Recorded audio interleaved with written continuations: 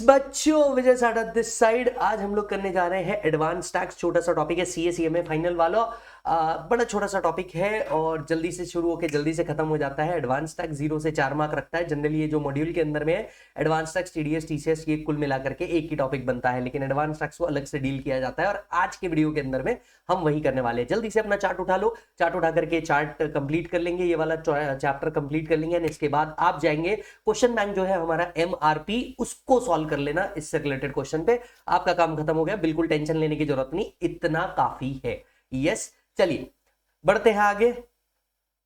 तो दोस्त सबसे पहला सेक्शन आता है सेक्शन 208। वैसे अगर मैं एडवांस टैक्स की बात करूं तो 207 से 211 तक के प्रिसाइजली वर्क करता है, जितने सेक्शन आपके लिए रेलेवेंट है।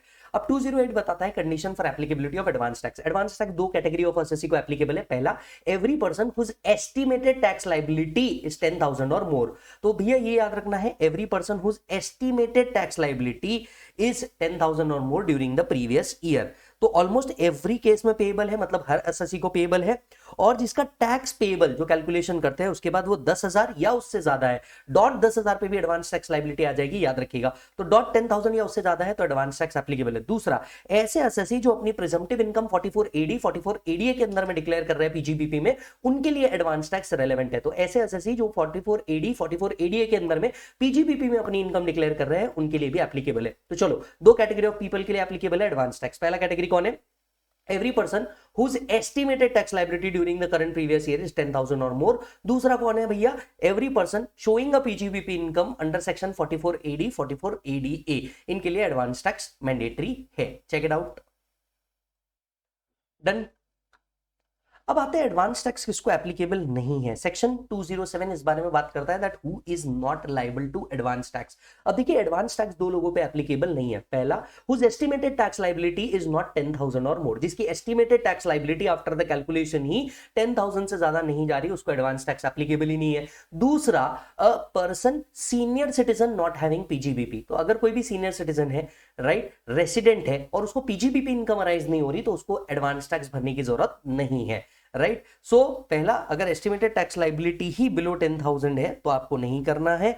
एंड दूसरा, इंडिविजुअल रेसिडेंट सीनियर सिटीजन जिसके पास कोई पीजीबीपी इनकम नहीं है, उसे भी एडवांस टैक्स नहीं देना है। क्लियर है मालिक? चेक। डन है जी। अब आते तीसरी बात के ऊपर। ये जो सेक्शन है ना, इसके ऊपर आपको क्वेश्चन आता है, मतलब जो आपको क्वेश्चन फ्रेम होता है, भले ही थियरी क्वेश्चन फ्रेम होता है इसके ऊपर, पर हाँ होता है। सेक्शन 210, इसके ऊपर इंटर और फाइनल दोनों लेवल पे क्वेश्चन पूछे जाते हैं। यस, थियरी क्वेश्चन है। अब यहां पे इस सेक्शन में पावर है कि मान लीजिए एओ असेसमेंट कर रहा है और एओ को असेसमेंट करके ऐसा लगता है कि हाँ, किसी एसएससी से एडवांस टैक्स भरवाना है, तो क्या एओ नोटिस इशू करके उस एसएससी को बोल सकता है दैट यू नीड टू पे एडवांस टैक्स? सेक्शन ये पावर देता है। सेक्शन कहता है if the AO feels like that SSC is liable to advance tax and he has not paid advance tax or short paid advance tax, the AO will issue the notice to the assessee requiring him to pay such amount of advance tax as may be written in the notice. So after the notice issued by AO, the assessee is required to pay the advance tax which is given in the notice. Now let me tell you, एक practical aspect से related बात करेंगे। कभी आपने अपने articleship के अंदर में भी कभी देखा होगा इफ एनी, तो क्या होता है, AO के तरफ से जब भी 210 का नोटिस आता है उसके अंदर में क्लियर लिखा होता है आपकी एस्टिमेटेड टैक्स लायबिलिटी कितनी है, आपको कितना एडवांस टैक्स पे करना है और कितने तारीख तक के पे करना है। तो एक ऐसा नोटिस आता है। Are you getting the point? अब इसके लिए AO को क्या करना होगा, जब वो असेसमेंट करता रहेगा तो आपकी टोटल इनकम को असेस करेगा, yes, based on your return of income और दी अदर एविडेंस, और उस बेसिस पे आपका क्या निकालेगा, टैक्स लायबिलिटी निकालेगा। कुल मिलाकर के सेक्शन पावर देता है एओ को कि वो किसी को नोटिस भेज करके एडवांस टैक्स भरवा सकता है। बस इतनी सी बात है। Yes, so if the assessee has not paid advance tax or short paid advance tax, the AO may make an order and ask the assessee to pay the advance tax in the installment due. Yes or no? AO can pass the order up to the last day of February. ऐसा कुछ करवाना भी है तो previous year के फरवरी से पहले उसको क्या करना होगा, ये ऑर्डर इशू करना होगा, क्योंकि एडवांस टैक्स की लास्ट डेट का जो पेमेंट है वही 15 मार्च आ जाता है। तो फरवरी 28 से पहले या 29 से पहले एज द केस में बी उनको क्या करना होगा, ये ऑर्डर इशू कर देना होगा। The AO shall compute the advance tax by taking into account the assessed income of the latest previous year, जो करंट ईयर की लेटेस्ट असेस्ड इनकम है वो लेगा, या तो फिर जो आपने इनकम रिटर्न में डिक्लेयर करी है वो रिटर्न के बेसिस पे निकालेगा। मतलब ऐसा नहीं कि अपने मर्जी से कुछ भी निकाल सकता है, he has to consider the income which is either he has assessed or declared by you in the return. Yes, check कर लीजिए, पावर तो है। चलिए नेक्स्ट सेक्शन पे आते हैं। नेक्स्ट सेक्शन है 218। 218 क्या बोलता है, जरा ध्यान से सुनिए। 218 आपसे कहता है कि मान लीजिए 210 के हिसाब से एओ ने आपको नोटिस भेजा और नोटिस भेज करके बोला चलो एडवांस टैक्स भर दो, या फिर सेक्शन 211 में जो ड्यू डेट्स दी है एडवांस टैक्स की उस डेट तक के आपको एडवांस टैक्स पे करना था। अज्यूमिंग अगर 211 के अंदर की जो ड्यू डेट दी है उस दिन तक के आपने एडवांस टैक्स नहीं भरा, या फिर एओ ने जो आपको नोटिस भेजा था उस डेट तक के एडवांस नहीं भरा, तो क्या होगा। तो सेक्शन 218 कॉन्सिक्वेंसेस की बात करता है। When the order of section 210 has not been complied with, what will be the consequences. Now what will be the consequences? Assessee will be treated as assessee in default. Section says that if the order of AO under section 210 is not complied with or the advance tax is not paid as per section 211, then the assessee will be deemed to be assessee in default and consequences of being assessee in default is applicable. So check कीजिएगा, if any assessee does not pay on the date specified in 211 or as per the order of AO, he shall be deemed to be assessee in default. वो क्या माना जाएगा, assessee in default माना जाएगा। Check कर लीजिए। चलिए यहां से चलते हैं नेक्स्ट सेक्शन के ऊपर। नेक्स्ट सेक्शन आता है आपका 211। 211 ड्यू डेट्स देता है एडवांस टैक्स कब तक के पे कर देना चाहिए इसकी। तो एडवांस टैक्स कब तक के पे होना चाहिए, देखिए जेन्युइनली अगर आप 44 एडी एडीए के अंदर में आते हैं, मतलब अगर आप प्रिजम्पटिव इनकम में आते हैं पीजीबीपी सेक्शन 44 एडी एडीए में, आपको याद होगा वहां पे पीजीबीपी जो कंप्यूट होता है वो बेटा टर्नओवर के बेसिस पे कंप्यूट होता है। राजा तेरे को याद आ रहा है क्या, वहां पे जो टर्नओवर कंप्यूट होता है वो पीजीबीपी जो है वो टर्नओवर के बेसिस पे कंप्यूट होता है। अब टर्नओवर तो मोटे मोटे तौर पे तेरे को मार्च में ही समझ में आएगा। तो अगर आप प्रिजम्पटिव इनकम के बेसिस पे अपनी इनकम शो कर रहे हैं, आपको साल में एक ही बार एडवांस टैक्स भरना है, that too on 15th March, that is straight away the last date of payment of advance tax. Are you getting the point. तो अगर आप प्रिजम्पटिव इनकम में अपनी इनकम शो कर रहे हैं पीजीबीपी में, that is section 44 AD 44 ADA के अंदर में, तो आपको साल में एक ही बार एडवांस टैक्स भरना है, दैट इज बाय 15th मार्च 100%। कितना भरना है, 100%। So if a person is covered under section 44 AD ADA, उसको साल में एक ही बार भरना है, स्ट्रेट अवे कितना, 100%। Are you getting the point. Yes. दूसरा, अगर आप 44 AD ADA के अंदर में नहीं आते, अगर आप 44 AD ADA के अंदर में नहीं आते, तो साल में 4 बार आपको एडवांस टैक्स भरना होता है। साल में कितने बार, 4 बार एडवांस टैक्स भरना होता है। बड़ा सिंपल तरीका बताऊंगा इसको याद रखने का, तुम बोलोगे सर मजा आ गया। ड्यू डेट याद रखने का बड़ा सिंपल तरीका, ऐसा तरीका तुमने इसके पहले कभी नहीं देखा होगा। तो सर तरीका क्या है, तुम बोलोगे भाई साहब फुल रिस्पेक्ट, क्या तरीका है सर, क्वार्टर खत्म होने से, क्वार्टर 3 मंथ्स क्वार्टर खत्म होने से 15 दिन पहले। तो पहला क्वार्टर कब हुआ, पहला क्वार्टर कब हुआ, अप्रैल मई जून, 15 जून तक के आपको भरना है, क्वार्टर खत्म होने से 15 दिन पहले, राइट। दूसरा क्वार्टर क्या हुआ आपका, जुलाई अगस्त सितंबर, 15 सितंबर। क्लियर है। तो क्वार्टर खत्म होने से 15 दिन पहले, तो 15 जून, 15 सितंबर, 15 दिसंबर, 15 मार्च, आपको इस तरीके से साल में 4 बार एडवांस टैक्स भरना है। अब कुछ बच्चे जो है ना वो मेरे से पूछते हैं, मतलब बच्चों जैसी हरकतें कर देते हैं कि सर ये मैं एडवांस टैक्स भरूं, पर मैं तो इनकम टैक्स भरने आया था जीवन में, मैं एडवांस टैक्स क्यों भर रहा हूं। बेटा आप इनकम टैक्स को ही एडवांस में दे रहे हो, that is called as advance tax. तो कुछ लोग मेरे से ये सवाल पूछते हैं, नहीं सच्ची में तुम्हारे एक्स की कसम, ये सवाल मेरे से पूछे जाते हैं कि सर एडवांस टैक्स भरूं या इनकम टैक्स भरूं या टीडीएस भरूं। अरे मेरे दोस्त, मेरे होने वाले बच्चों के चाचा, एडवांस टैक्स और जो टीडीएस होता है ना बेटा, ये तेरा टैक्स इनकम टैक्स का ही पार्ट है जो ऑलरेडी डिडक्ट हो जाता है। जो तेरी फाइनल टैक्स लायबिलिटी निकलती है ना, उसमें से तू एडवांस टैक्स का रिडक्शन ले लेता है, या जो तेरा टीडीएस कटा है उसका तू रिडक्शन ले लेता है। In short, the tax you पे in the form of advance tax or in the form of TDS TCS, you get the credit out of the overall tax liability. I hope you are understanding this. Yes. तो चलिए, आपने जो advance tax पे करना है, अगर आप 44 AD ADA के केस में नहीं आते तो आपने साल में 4 बार, क्वार्टर खत्म होने से 15 दिन पहले आपने भरना है। कितना भरना है सर, जब आपका क्वार्टर 1 रहेगा तो उसमें नॉट लेस देन 15%, अगर क्वार्टर 1 है तो not less than 15% of advance tax liability. अगर क्वार्टर 2 है, not less than 45% of the advance tax liability. तो जो भी आपका ओवरऑल टैक्स लायबिलिटी होगा उसका 45%। ठीक है।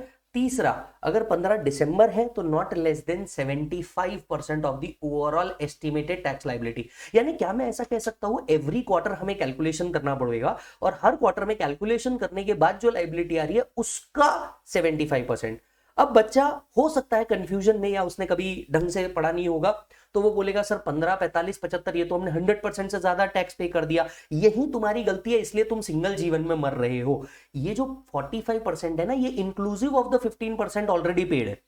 मतलब जब आप ये 45% कैलकुलेट करेंगे, जो 15 आपने ऑलरेडी पे किया है वो माइनस करोगे, यानी नेट में 30% ही पे करोगे। ठीक उसी तरीके से 75% में भी जो 45 आपने ऑलरेडी पे किया है वो माइनस कर दोगे। I hope you are understanding this. यही चीज आर्टिकलशिप में सिखाई जाती है, कभी ढंग से की है तुमने आर्टिकलशिप की होती तो तुम्हें ये पता होता।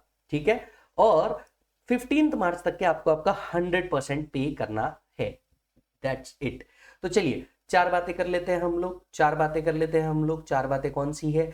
पहली बात, अगर आप 44 एडीए के अंदर में आ रहे हैं तो एडवांस टैक्स आपको 15 मार्च तक के भरना है। लास्ट डेट कौन सी बनती है बोलो? लास्ट डेट बनती है 15 मार्च, 100% पे करना है। अगर आप 44 एडीए के अंदर में नहीं आ रहे तो साल में 4 बार एडवांस टैक्स देना है, 15 जून, 15 सितंबर, 15 दिसंबर, 15 मार्च।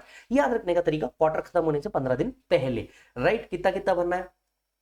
15, 45, 75, 100, 15%, 45%, 75% and 100% of the estimated tax liability. अब आप में से कोई नालायक मुझसे पूछ सकता है कि सर आपने कहा कि 15 मार्च लास्ट डेट है और हम एस्टिमेट के बेसिस पे एडवांस टैक्स भर रहे हैं, तो सर ये एस्टिमेट तो बदल सकता है। मान लीजिए 17 मार्च को अगर मेरे को लॉटरी लग गई और 15 मार्च आपने लास्ट डेट दे रखी है एडवांस टैक्स की, तो लॉजिकल है मेरा एस्टिमेट तो कंफर्म गलत ही हुआ होगा, और उस केस में जो मैंने एडवांस टैक्स पे किया होगा वो तो कंफर्म ही गलत होगा। यस और नो? वो तो फिर कंफर्म ही गलत होगा। आप बिल्कुल सही सोच रहे हैं सर, उस केस में आपका एडवांस टैक्स कंफर्म ही गलत हो जाएगा। इस बात को ध्यान में रखते हुए लॉ ने एक और बात कही, कहा कि अगर 15 मार्च से 31 मार्च के बीच में भी आप कुछ पे करते हैं तो उसे एडवांस टैक्स से ट्रीट किया जाएगा और उस पर इंटरेस्ट नहीं लगाया जाएगा। So any amount paid by way of advance tax on or before 31 March will also be treated as advance tax. इसे भी क्या माना जाता है? एडवांस टैक्स ही माना जाता है। यस अब आप बोलोगे कि सर हमें एडवांस टैक्स साल में 4 बार देना है, जून, सितंबर, दिसंबर, मार्च। मान लो 15 जून के दिन छुट्टी हो गई, बैंकिंग हॉलीडे हो गया, 15 दिसंबर के दिन बैंकिंग हॉलीडे हो गया। देखिए आज इस बात का कोई फर्क नहीं पड़ता, क्योंकि जो आप पेमेंट करते हैं एडवांस टैक्स का वो ऑनलाइन होता है और वो बैंकिंग हॉलीडे पे भी हो जाता है। लेकिन अब तक इतना डिजिटल इंफ्रास्ट्रक्चर पूरे इंडिया भर में नहीं है, तो हो सकता है कोई एसएससी बहाना दे दे, कोई एसएससी या बहाना दे दे, नहीं यार मेरे पास तो बैंकिंग फैसिलिटी नहीं थी, उस दिन बैंक बंद था, मैं क्या करूं? लॉ ने बोला ठीक है कोई बात नहीं, अगर उस दिन बैंक बंद है तो नेक्स्ट वर्किंग डे पे दे दे। So, if the due date for payment of any installment is a banking holiday and payment is made on the next working day, no interest shall be leviable. No interest shall be leviable. उस case में interest कोई applicable नहीं होगा, आप next working day पे पे कर दीजिए। यस आपने ऐसे पे नहीं किया, एसएससी इन डिफॉल्ट माना जाएगा, एसएससी इन डिफॉल्ट माना जाएगा। चेक कर लो। चलिए आगे बढ़ते हैं। नेक्स्ट सेक्शन आता है हमारा प्रोविजो टू सेक्शन 234। अब ये क्या है मैं आपको बताता हूं। What about advance tax in case of capital gain and casual income. अब देखो यार, कैपिटल गेन और कैजुअल इनकम ऐसी इनकम है जो आपको तो नहीं पता होता कि आपको मिलेगी। फॉर एग्जाम्पल मैं एक लॉटरी का टिकट लेके आ गया, अब जरूरी है क्या वो मेरे को लगेगी? यस आई डोंट नो, तो उस बेसिस पे मैं एडवांस टैक्स कैसे पे कर सकता हूं, ये एक सवाल उठा। ठीक उसी तरीके से एग्जैक्टली कैपिटल गेन कितना आएगा ये मुझे नहीं पता होता, तो सवाल उठता कि क्या capital gain and casual income पे भी एडवांस टैक्स देना है? तो भैया लॉ बोलता है मेरे नजरों में सब सेम है। लॉ कहता है भैया कोई डिफरेंस नहीं है मेरे नजरों में सब सेम है। तो लॉ ने कहा कि भैया देखो advance tax is applicable on all kind of income. क्या कहा लॉ ने? लॉ ने कहा advance tax is applicable on all kind of income. हालांकि this income can't be estimated, however this income can't be estimated, hence advance tax will be paid in the next installment after this income arise। तो उन्होंने कहा कि देखो भैया हाँ ये हम भी मानते हैं कि ये इनकम असर्टन नहीं की जा सकती, इसीलिए जो एडवांस टैक्स है वो आपको नेक्स्ट इंस्टॉलमेंट में पे करना है जब भी ये इनकम आ गई उसके बाद। अब दूसरी चीज कि सर मेरे को एक बात बताओ, मान लो कोई ड्यू डेट बची नहीं, 17 मार्च के दिन आया तो उन्होंने बोला कोई बात नहीं, 15 मार्च से 31 मार्च के बीच में भी जो पे करोगे वो भी तो एडवांस टैक्स ही होगा। तो लॉ ने कहा, लॉ ने 3 सिंपल बात करी। लॉ ने पहली बात करी advance tax is applicable on all kind of income. Law ने दूसरी बात करी however capital gain and casual income can not be estimated, hence you pay in the next due date after the income arise.